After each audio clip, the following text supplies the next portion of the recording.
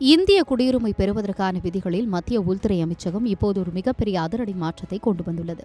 2009ஆம் ஆண்டின் இந்திய குடியுரிமை விதிகளில் திருத்தம் செய்து மத்திய அரசு திங்கட்கிழமையன்று புதிய அரசாணை ஒன்றை வெளியிட்டுள்ளது. இந்த புதிய விதிகளின்படி பாகிஸ்தான், ஆப்கானிஸ்தான் மற்றும் வங்கதேசம் ஆகிய நாடுகளிலிருந்து இந்தியா வந்து இங்கே குடியுரிமை கோரி விண்ணப்பிக்கும் நபர்கள் தங்களது தாய்நாட்டு பாஸ்போர்ட் குறித்த முழுமையான விவரங்களை தெளிவாக தெரிவிக்க வேண்டியது இனி கட்டாயமாக்கப்பட்டுள்ளது.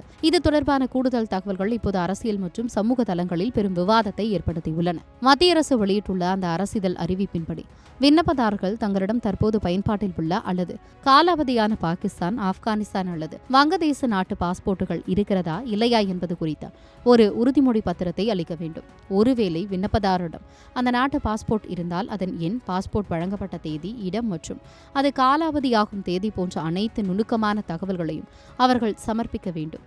பாதுகாப்பு காரணங்களுக்காகவும் தரவு சரிபார்ப்பிற்காகவும் இந்த நடைமுறை மிக கடுமையாக்கப்பட்டுள்ளது. இதில் மிக முக்கியமான விஷயம் என்னவென்றால், ஒரு நபரின் குடியுரிமை விண்ணப்பம் மத்திய அரசால் அங்கீகரிக்கப்பட்ட பிறகு அவர்கள் தங்களது பழைய நாட்டு பாஸ்போர்ட்டை உடனடியாக ஒப்படைக்க வேண்டும்.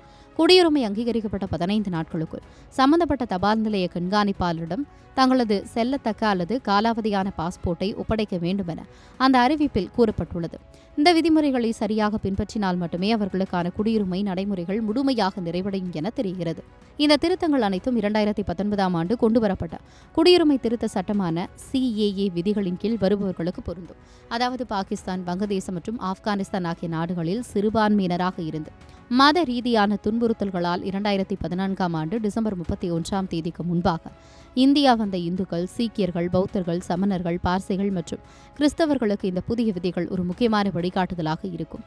இந்தியாவின் பாதுகாப்பு மற்றும் நிர்வாக ரீதியான வெளிப்படைத்தன்மையை உறுதி செய்யவே இந்த அதிரடி மாற்றங்களை மத்திய அரசு மேற்கொண்டுள்ளது.